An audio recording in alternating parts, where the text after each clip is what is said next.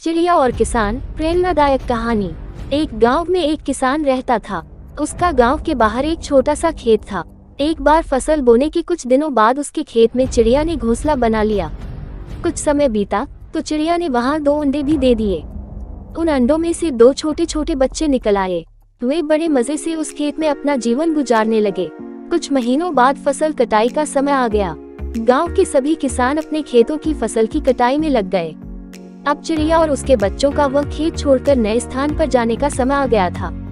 एक दिन खेत में चिड़िया के बच्चों ने किसान को यह कहते सुना कि कल मैं फसल कटाई के लिए अपने पड़ोसी से पूछूंगा और उसे खेत में भेजूंगा। यह सुनकर चिड़िया के बच्चे परेशान हो गए। उस समय चिड़िया कहीं गई हुई थी।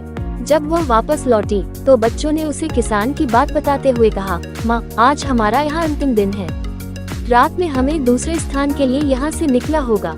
चिड़िया ने उत्तर दिया, इतनी जल्दी नहीं बच्चों, मुझे नहीं लगता कि कल खेत में फसल की कटाई होगी। चिड़िया की कही बात सही साबित हुई। दूसरे दिन किसान का पड़ोसी खेत में नहीं आया और फसल की कटाई न हो सकी। शाम को किसान खेत में आया और खेत को जैसे का तैसा देख बुदबुदाने लगा कि ये पड़ोसी तो नहीं आया। ऐसा करता हूँ, कल अपने किसी रिश्तेदार को भेज देता हूँ। चिड़िया के बच्चों ने फिर से किसान की बात सुन ली और परेशान हो गए। जब चिड़िया को उन्होंने ये बात बताई तो वह बोली, तुम लोग चिंता मत करो, आज रात हमें जाने की जरूरत नहीं है। मुझे नहीं लगता कि किसान का रिश्तेदार आएगा। ठीक ऐसा ही हुआ और किसान का रिश्तेदार अगले दिन खेत नहीं पहुंचा। चिड़िया के बच्चे हैरान थे कि उनकी माँ की हर बात सही हो रही है।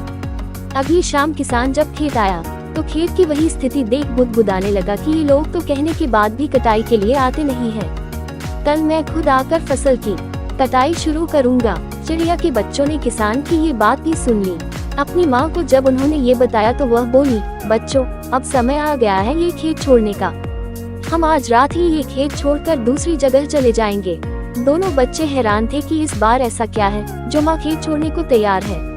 उन्होंने पूछा तो चिड़िया बोली, बच्चों, पिछली 2 बार किसान कटाई के लिए दूसरों पर निर्भर था। दूसरों को कहकर उसने अपने काम से पल्ला झाड़ लिया था, लेकिन इस बार ऐसा नहीं है। इस बार उसने यह जिम्मेदारी अपने कंधों पर ले ली है, इसलिए वह अवश्य आएगा। उसी रात चिड़िया और उसके बच्चे उस खेत से उड़ गए और कहीं और चले गए।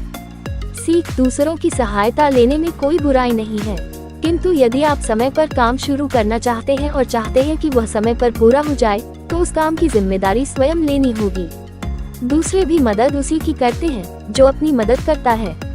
फ्रेंड्स, आपको ये चिड़िया की कहानी कैसी लगी? आप अपने कमेंट्स के द्वारा हमें अवश्य बताएं।